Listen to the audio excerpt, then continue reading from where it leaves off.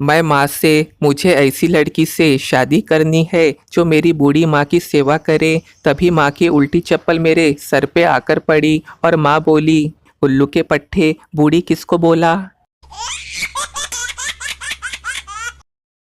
Physics के नियम के अनुसार किसी चीज को उठाने से ज़्यादा सरकाना आसान होता है। जैसे कि जिम्मेदारी उठाना मुश्किल, भाई मुझसे नहीं होगा ये बोल के सरका देना आसान है। जब किसी लड़की को प्रपोज करना हो तो उसके दोनों हाथ पकड़ के प्रपोज करे ताकि वो आपको थप्पड़ ना मार सके। फिर मत कहना कि बताया नहीं। दिल्ली वालों से पूरी हमदर्दी है मुझे। बेचारों को घर में बीवी सांस नहीं लेने देती और बाहर प्रदूषण। बस के गेट पर लटके हुए सवारियों से कंडक्टर ने कहा, भाइयों अंदर हो जाओ, इस तरह गेट पे लटकना खतरनाक हो सकता है। लेकिन किसी ने भी उसकी बात नहीं सुनी और कोई भी अंदर न हुआ। तो कंडक्टर गुस्से में फिर बोला, देखो तुम्हें तुम्हारी पत्नी की कसम, अंदर हो जाओ। इतना सुनते ही जो सवारियां सीट पर बैठी थी वे भी गेट पर आकर लटक गए। सरकारी अस्पताल में ये लिखा देखा, सावधान महिला भी जेब कतरी हो सकती है, अपना ध्यान रखे। किसी ने ये सच ही कहा है कि हमारी लड़की लड़के से कम है क्या।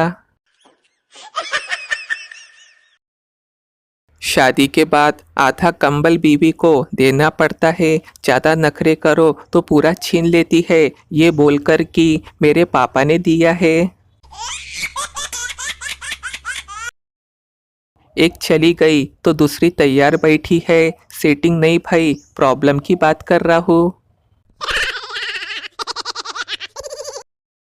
अध्यापक ने सभी बच्चों से क्रिकेट मैच पर निबंध लिखने को कहा। सभी छात्र अपनी अपनी कॉपी लेकर निबंध लिखने में जुट गए, मगर चुन्नू चुपचाप बैठा था। अध्यापक ने उसकी कॉपी देखी और देखते ही बेहोश हो गए।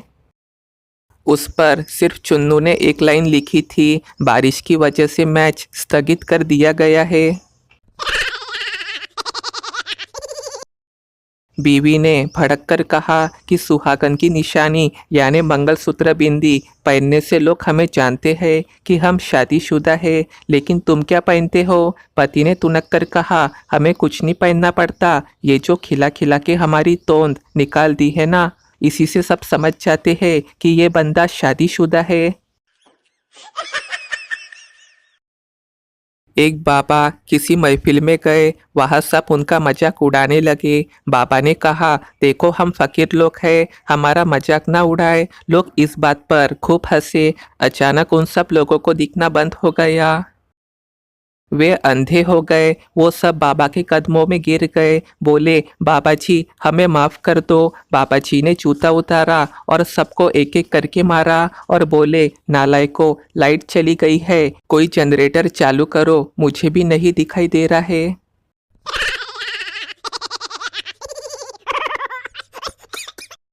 दोस्तों आपको ये मज़ेदार चुटकुले पसंद आए होंगे तो वीडियो को एक लाइक करें। एक प्यारा संदेश, हमारे जीवन में कभी कभी कुछ क्षण ऐसे आते हैं जब हम चारों तरफ से समस्याओं से घिरे होते हैं और कोई निर्णय नहीं ले पाते। तब सब कुछ नियति के हाथों सौंपकर अपने उत्तरदायित्व प्राथमिकता पर ध्यान केंद्रित करना चाहिए।